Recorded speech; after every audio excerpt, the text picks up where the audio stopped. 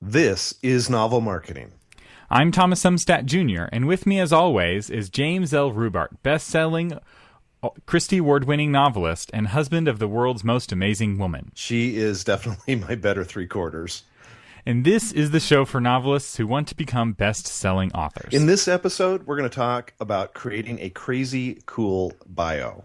And today's topic comes from Samantha Johnson, author of The Beginner's Guide to Vegetable Gardening. And she asks, I discovered the Novel Marketing podcast a few months ago, and since then, I've listened to nearly all the episodes in the archive. Great. We love you, Samantha. Stuff. You're we the love best. you. We love you lots.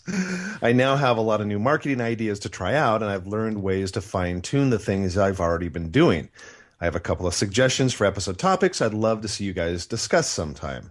For example, how to write the perfect author bio. I know you've touched on this briefly in the past, but an entire episode would be awesome.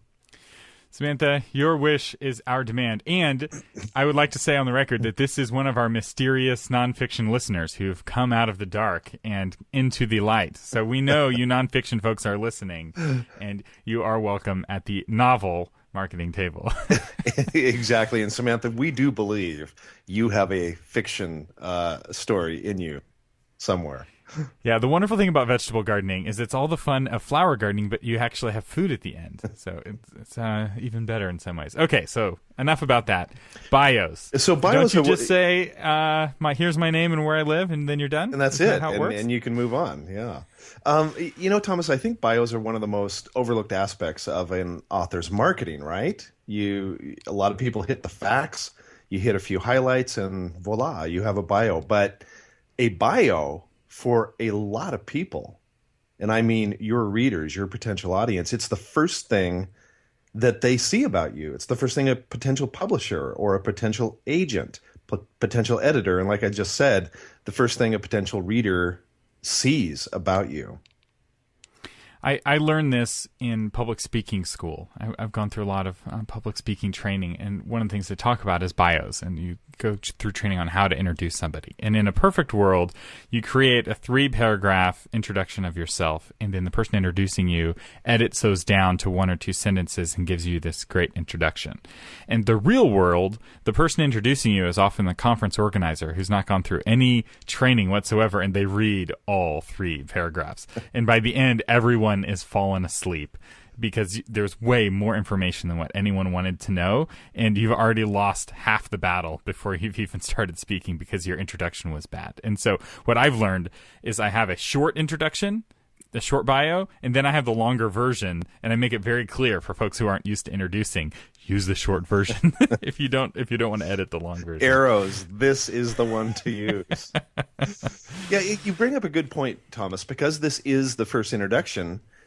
That bio needs to be, dare I say it, entertaining. It needs to be or provocative, or it needs to hook the listener in some way that they go, okay, I got to know more about this person. Just or at the very least, what's not that? Boring. If you not can't make it entertaining, don't make it boring, and don't put in things we don't care about. It's like, I don't care what college you went to. I really, really don't. That is not going to change my opinion of you in any way, unless you went to Texas A&M, in which case it may have had a negative impact, because we all know about the Aggies. No, but in all seriousness, no one cares where you live, how many kids you have. That's not going to help, at least in my opinion. You might disagree. No, it isn't something that impacts them. We harp on the idea that it's all about them and it's not about you. So if it does not impact them by making them laugh or making them ask a question or provoking them, that's not necessarily a bad thing. If it doesn't raise an emotion in them, don't put it in there. So what should we do? We don't talk about our kids unless it's a parenting book. Then I would say kids might be appropriate. But if you're a novelist, I don't care how many kids you have. Or, what schools they went to or what their hobbies are. I mean, some folks, it's like, I don't care about me. I'm just going to talk about my children. It's like, boring. Right, and I have to push back on you just a little bit there because I think it's okay to say, I'm married or I have kids, that kind of thing. But it can't be an emphasis. And if you're doing the short version of the bio, right, by that I mean sometimes, like you have a byline on a website where you've done an article, that kind of thing. Don't bring out the big bio. A lot of times if you have a byline, they'll let you have maybe 1 sentence. And so you've got to hone it down just to those things that are really key. All right. So one of the tips you have here is to be relatable. So how do we do that? Yeah, you just need to make sure people realize you're just another human, right? So to do that, what I suggest is mention a quirk, a hobby. Self-deprecating humor can really work if that fits your personality. Maybe you love 50s music. Maybe you love superhero movies. Maybe you're a night owl. There's ways to work those kind of things in that makes people smile and makes people relate to you as not just this big author in the sky type thing, but an actual just, hey, I'm just another guy. I'm just another gal just like you. So to pull back against that a little bit, although I do agree, you want to be relatable. You don't want to be in an ivory tower. And I think for nonfiction authors, this can be very easy. But you also want to keep some mystery. You don't want to just blab everything there is about you. Having a little bit of mystery, a little bit of something that people want to know more, they're curious, and questions that are not being answered, that is how you build celebrity, ultimately. It's people wanting to know more than what they can get, rather than having more information than they want. If they ever get to that point, that's when you stop being a celebrity and you stop being interesting. No, that's a great point. When I was writing my first novel, I had somebody critique my first novel, and they said, here's the problem. You have dropped all the breadcrumbs in the first chapter. You need to drop a few breadcrumbs like Hansel and Gretel did all along the way so people keep wanting to know more. And so Thomas makes a good point. Put enough in there that they go, ooh, I got to find out more about this person. I got to go to their website. I need to subscribe to their blog or their newsletter. So breadcrumbs, not the whole loaf. So the next tip is to use humor. So are you saying we put a knock-knock joke in our about bio? You, Thomas, yes, because you're so good at knock-knock jokes. Yeah, you can put humor. Again, if that fits your personality. Some people and some subject matters are very serious, and so you wouldn't necessarily put humor in there. But humor is such a great tool to open people up. Great speakers understand that if they say something that's funny, it cannot help but open people up. So the next thing they say is received much more easily. So if you write with humor, if you have a little bit of wit, please use that in your bio. All right. The next tip is to tell us where you live, even if it's not specific. So you want to put your address so all the creepy stalkers can come to your house? That's specific. I heard a story on another podcast about a young man who was going through a hard time, and he ran away from home, and he went to the house of the fantasy writer that he was a big fan of, because he thought, and this guy had not shared his address. He just vaguely shared where he lived. And this child in the 80s did all of this research and like triangulated his position down to 2 cities, then got on an airplane, flew there, took a taxi to the 2 cities, flipped open the white paper, because apparently there was books back in the day that had people's addresses in them. Is this really true? Things that existed? Anyway, that's what he claimed, that he had this book with addresses in it and phone numbers, and it had a taxi drive him to this guy's house, and just like showed up, and he's like, hello, I'd like to move in. I think Stephen King wrote a book about that called Misery. Yeah, that's a really good point. You do not want to give out a specific address. Yet at the same time, just like we are taught in our stories, we need to ground the person. Is this happening in outer space? Is it in a fantasy world? Is it in Australia? Is it in the United States? We need to ground people. It really helps them get a sense of your surroundings. So a general description, you live in the Pacific Northwest. He lives in the South. She lives in the Maine area. That I like. The Maine area, as opposed to just the state of Maine. Yes. Does that include like the parts of Canada area that kind of stretch around there? All right. So the next tip is to give people a sense of your voice. So how do you put your voice into your bio? Well, editors and agents harp on, I'm looking for a great voice. I'm looking for a great voice. Well, what does that mean? Well, I don't know, but when I see it, I'll know it. I'll know it when I see it. And so just like you have voice in your writing, put that voice into your bio. So if you're somebody that's very funny, then put that voice into your bio. If you're somebody that's very serious and very challenging, put that into your bio as well. Don't think of your bio as anything but an extension of your voice to get people to have a little bit of a hint of who you are. So give us some examples of what that would look like. Well, if you're writing YA, you're going to be a little more playful. You're going to be a little more irreverent because your target audience is who? It's younger people. If you are somebody that's writing on a very serious subject, say sexual abuse or something like that, you're probably not going to be joking around. So let your voice or your style in writing your bio reflect the type of writing you do. All right, the next tip is to write in the third person. So this is the standard way to do it. You want to have your name in there, especially on your website, your About page. This is where you rank for your own name. You get to put in the keyword of your own name. But you also want to do this in your bio on the back of your book. Is that right? Yeah, absolutely, because there is something different about me saying, I'm a Christie Award-winning author. I'm a best-selling author. That sounds like boasting. But if you say James L. Rubart is a Christie Award-winning author, it distances you from that. And you're simply telling people about you in more of a reporting fashion. Now, I hesitate to use the word reporting because, again, we're not just spewing out facts here. But I definitely suggest, and this is the only thing I suggest actually on a website, is to write in third person. Okay, the next tip is to give your authority, and this is particularly important for nonfiction authors. In fact, I would say for a nonfiction bio, this is probably the most important thing. You need to establish that they should listen to you. And this is something that Aristotle talked about. In Rhetoric, he broke down communication into ethos, pathos, and logos, which we still use the Greek words now, even though no one speaks Greek anymore.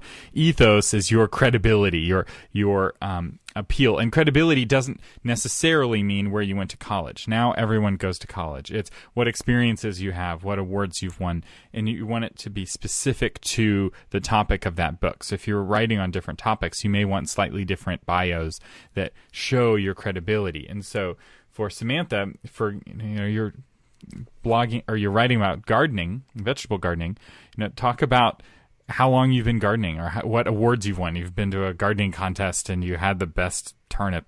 I'm doing a terrible job because I know nothing about gardening, but you do. And so you would know what to put there to help build your credibility. Or since you're writing for beginners, you would want to talk about how you've been teaching many people to garden. People who never thought they could garden before now have more tomatoes than they know what to do with, and they're giving them away from their friends. Something like that. You work it into your bio to help build that credibility. And if you're writing fiction, if you're writing novels, do you need to have the authority as well? Yeah, you do, because there's so many books out there these days. You need to give them a reason why I should consider you over another author, and that's where awards come in. That's where best-selling status comes in. If people know that, then they're, maybe I should give her a try. So, and a pro tip here, one of the best ways to have authority as a novelist is to have written other novels, which allows you to cross-promote. So if I've just finished your book and I flip it back over to the back page and I see your bio, and it's like, oh, James L. Rubart's written 6 novels. Well, if I like this one, maybe I'll like the other 5. And now I'm Googling James L. Rubart to find his other novels, and it's building his credibility. So it's a win-win. Another way you can establish credibility or authority is, and this doesn't tie into your bio, but that's why reviews are so important on Amazon. Once you get up to 100 reviews, that's a tipping point, right? Where Amazon says, oh, okay, this person has some authority. Yeah.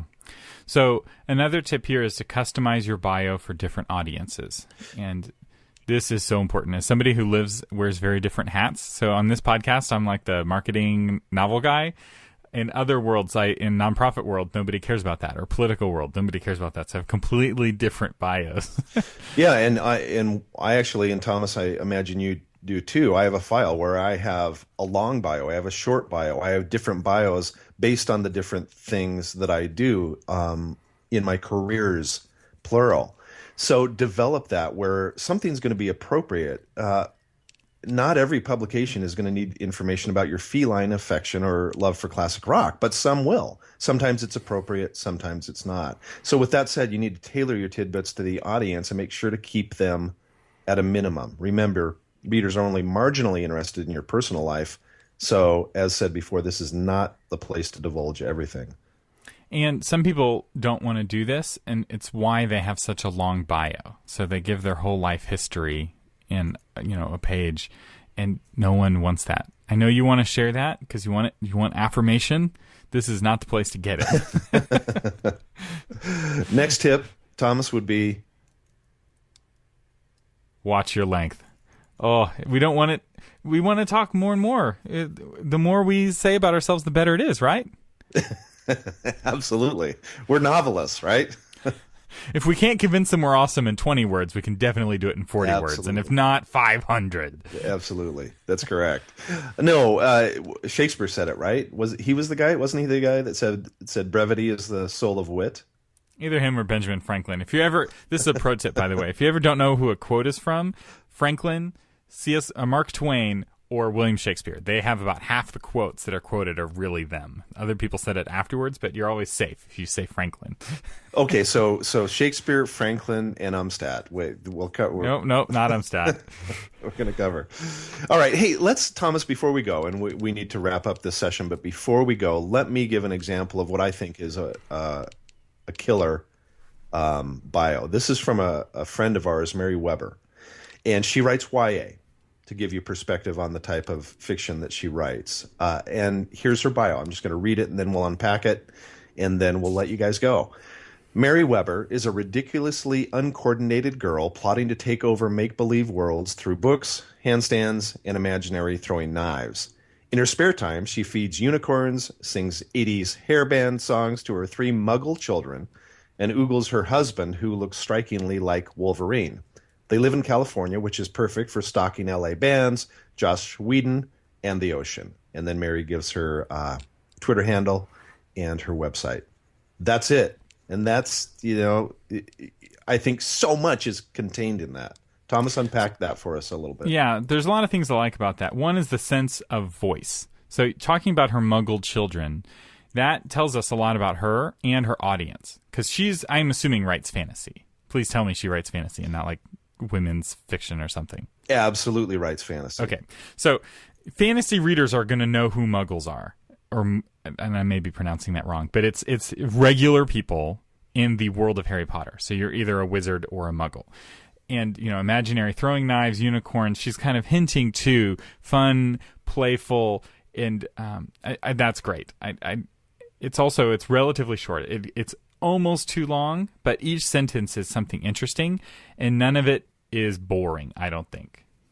Yeah, she has established, I love my husband, I love my kids, and he looks like Wolverine, right? That all ties back into the fantasy world. She uses self-deprecating humor, is a ridiculously uncoordinated girl, right? Oh, she's just a real person, plotting to take over make-believe worlds through books. Oh, okay, now I know what she writes, and she's plotting to take over make-believe worlds. Ooh, I like this gal already. In her spare time, she feeds unicorns. That, again, ties back into what? That ties back into her whole fantasy theme. Sings 80s hairband songs. Oh, okay. So she's kind of trapped in the 80s. How cool is that? Because a lot of us like that music. Now, I will say, if her book is about parenting or some other nonfiction topic, this is probably not going to work, right? This whole thing is giving you a sense of voice, trying to pull you into the novel, make you curious about what kind of imaginary world she's taking over. You'd want a very different kind of bio for a nonfiction book. Absolutely, very different. And then she tells you, hey, I live in California. Great, I have a sense of where you're from. So I love this bio. I love this bio. Can you give us one more? All right, I'll give you mine. James L. Rubart is 28 years old, but lives trapped inside an older man's body. He thinks he's still young enough to water ski like a madman, and dirt bike with his 2 grown sons, and loves to send readers on journeys they'll remember months after they finish one of his stories.